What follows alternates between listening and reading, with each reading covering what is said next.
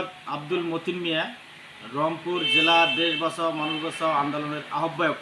আপনারা জানেন পীরগাছা উপজেলা বিএনপির সভাপতি ও সাধারণ সম্পাদক শরীফুল ইসলাম ডালেসের বিরুদ্ধে, রবি লাহিড়ীর বিরুদ্ধে যে বিভিন্ন অপপ্রচার, দলের ভাবমূর্তি নষ্ট করার জন্য যারা বিভিন্ন ষড়যন্ত্র করিতেছেন, আমি তাদের উদ্দেশ্যে বলবো, যদি আপনাদের কোনো সভাপতি, সেক্রেটারি, সাংগঠনিকের ব্যাপারে দ্বিমত থাকে, তাদের সাথে আলোচনা করে মতামতের ভিত্তিতে সমাধান করবেন।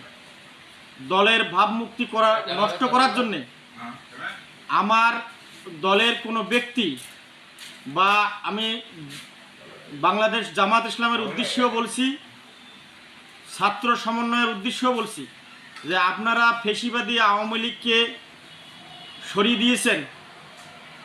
এই সরিয়ে দেওয়ার পর আমরা এই দেশটার মধ্যে গণতান্ত্রিক পন্থীতে একটা সঠিক নির্বাচনের মাধ্যমে একজন সরকার গঠন হবে, তার মাধ্যমে এই দেশ চলবে। কেউ বিভিন্নভাবে ষড়যন্ত্র করবেন না।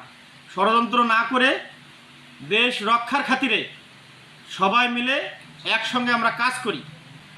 ফেসিবাদী আওয়ামী লীগ বিভিন্ন ষড়যন্ত্র করতেছে। আপনাদের কাছে আমার অনুরোধ, পীরগাছা কাউনিয়ায় এমন একটি আমরা এবারকার অবস্থান চাই যে আমাদের ভেতর থেকে বিএনপির যদি একটি আমরা এমপি পাই, তাহলে আমাদের জন্য অনেক সুফল বয়ে আনবে।